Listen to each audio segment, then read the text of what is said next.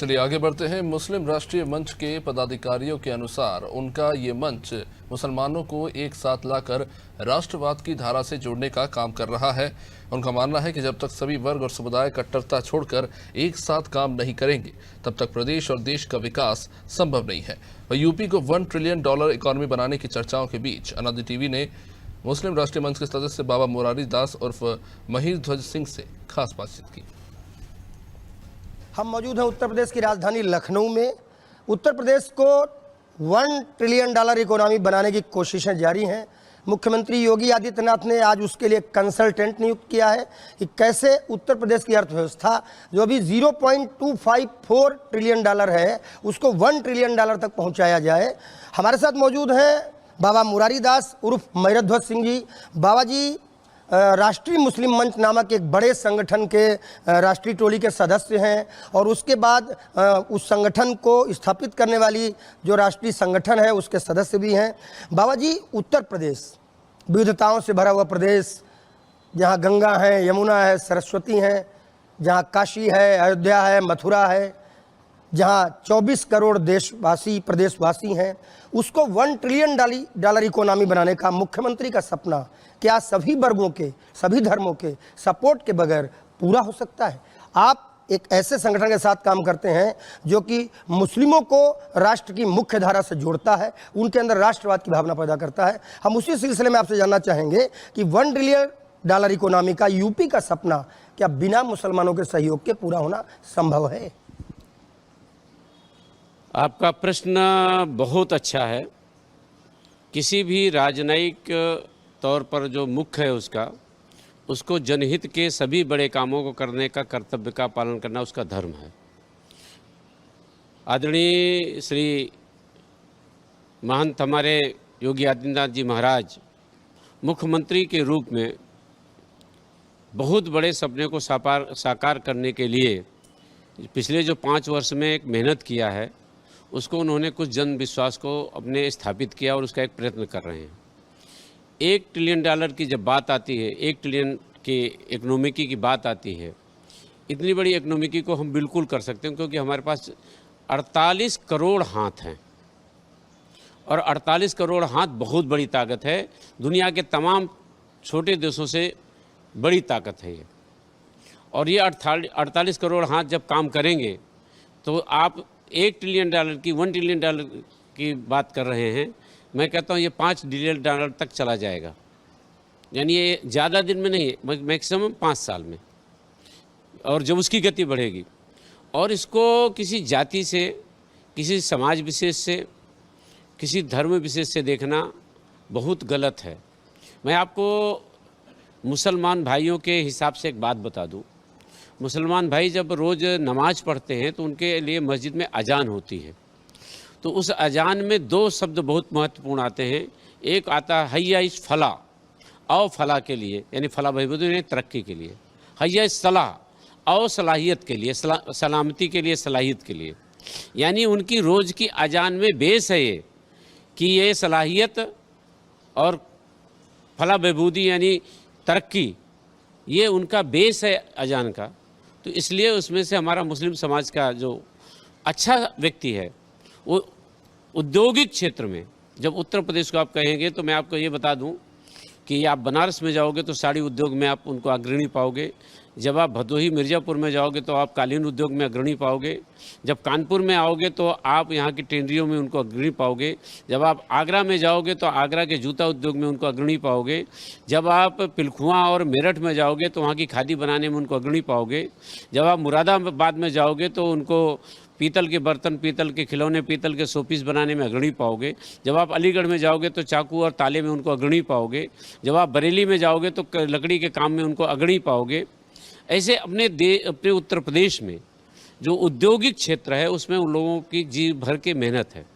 लेकिन हाँ, उसके अलावा एक बहुत बड़ा प्रश्न है उनके समाज में। उस समाज में तमाम ऐसे लोग हैं जो इस देश को अपनी मातृभूमि के रूप में कहते हैं, उसकी फलाह बहबूदी के लिए जो काम करना चाहिए वो नहीं कर पाते हैं, वो कौम को गुमराह कर देते हैं। मैंने आपको भी बताया कि जब वो नमाज में गए, हैया इस सलाह हैया इस फलाह, और जब नमाज पूरी करते हैं तो आपको और एक बात बता दूं, उसमें भी विशेष बात है। नमाज पूरी करने के बाद वो एक सलाम फेरते हैं, उसे कहते हैं। तो ऐसे पीछे को हाथ मुंह घुमाते हुए बोलते हैं अस्सलाम वालेकुम रहमतुल्लाह, यानी मेरी नज़र जहाँ तक जा रही वहाँ तक सलामती हो, उनके ऊपर रहम हो, ये कहते हैं दाहिने बाएं। ऐसे लोग कैसे नमाज से निकलने के बाद पत्थर चलाते हैं? जो फलाह के लिए गए हैं, जो सलाह के लिए गए हैं, जो सलामती के लिए रहमत की दुआ मांगते हैं, फिर वही लोग पत्थर और ईंटा और छुरी और तलवार या कट्टे और बारूद लेके कैसे निकल सकते हैं? तो ये तय है कि वहाँ पर कुछ ऐसे लोग ज़रूर हैं जो उन लोगों को गुमराह करते हैं, उनको जिनके हाथों में हुनर है, जो बहुत अच्छी कालीन बनाते हैं, जो बहुत अच्छा ताला बनाते हैं, जो बहुत अच्छा पीतल के बर्तन बनाते हैं, जो बहुत अच्छी बनारस की साड़ियाँ बनाते हैं, चाहे वो आजमगढ़ के मुबारकपुर में होगा। तो वो लोगों के बिना, समाज के किसी भी तबके के बिना किसी प्रदेश की, किसी देश की तरक्की उसको इग्नोर करके नहीं हो सकती। बहुत बढ़िया, आपने बहुत अच्छा बताया कि जो लोग सलाह की फलाह की बात करते हैं, सलामती की बात करते हैं, फिर उनके हाथों में पत्थर कौन थमा देता है। इसी बीच एक मामला आया है कि दुबई के एक बहुत बड़े व्यापारी जो मूल रूप से केरल के थे, यूसुफ अली, उन्होंने एक लुलु मॉल बनाया और कहा जा रहा है वो एशिया के सबसे बड़े मॉल में से एक है या एशिया का सबसे बड़ा मॉल है।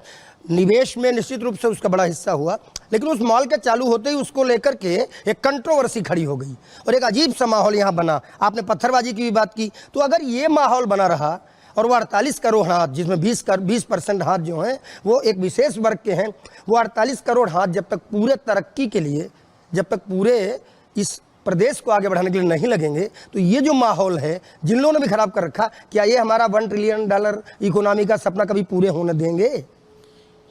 देखिए, इबादत, प्रार्थना, पूजा ये हर व्यक्ति की अपनी है और तमाम बड़े बड़े माल होंगे या दुकान होगी या बाज़ार होगी, उसमें हिंदू अपने मंदिर पूजा में जाता है, जब दुकान में जाता है तो धूप बत्ती जलाता है, अगरबत्ती जलाता है, दीपक जलाता है, भोग लगाता है, लक्ष्मी उसको वो आरती पूजा करके फूल चढ़ा करने के बाद अपनी गद्दी पे बैठता है।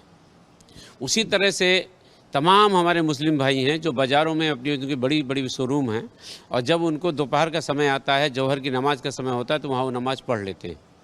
लेकिन जब कोई विशेष कार्यक्रम किया जा रहा है और उस कार्यक्रम को विशेष तौर से प्रदर्शित किया जा रहा है, तो उसके पीछे ज़रूर कोई ना कोई मंशा होती है। और ऐसा व्यवहार करना, ये सब करना, ये कहीं ना कहीं जो आज के समय में जब धार्मिक असहिष्णुता फैली है उस समय, और इसमें से वो सेकुलर लोग इसको फैलाने में मज़ा ले रहे हैं, ऐसी इस प्रकार का कृत्य ये दिखाना ये गलत था। और उसके प्रतिक्रिया में जो दूसरे लोग गए उनको भी नहीं जाना चाहिए, ये भी गलत था।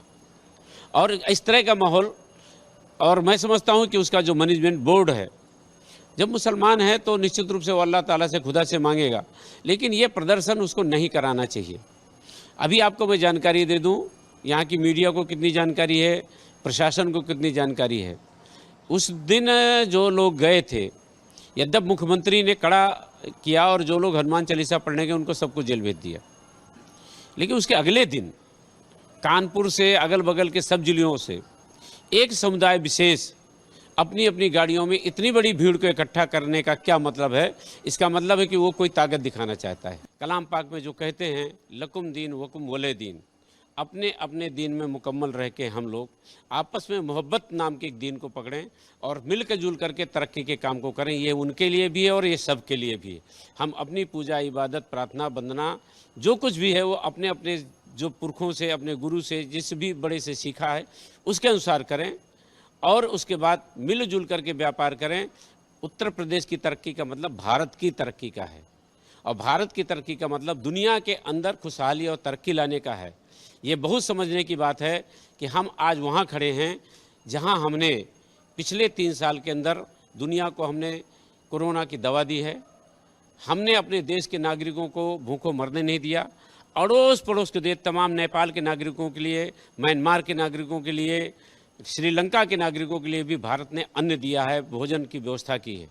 तो साफ कहा बाबा मुरारी दास ने कि आज की ज़रूरत ये है कि जो हम पूरी दुनिया में बड़े माने जाने लगे हैं, जब पूरी दुनिया को हम मदद करने लायक होने वाले हैं, तो इस प्रदेश की तरक्की के लिए भी, चाहे धर्म कोई भी हो, सबको अमन और चैन के साथ एक साथ मिलकर पूरे 48 करोड़ हाथों को एक साथ मिलकर इस प्रदेश को आगे बढ़ाना होगा, तभी ये प्रदेश $1 ट्रिलियन इकोनॉमी वाला बनेगा और देश का नंबर 1 सूबा बनेगा। वीडियो जर्नलिस्ट मन्ना के साथ अमरेंद्र प्रताप सिंह, अनादि टीवी, लखनऊ के लिए।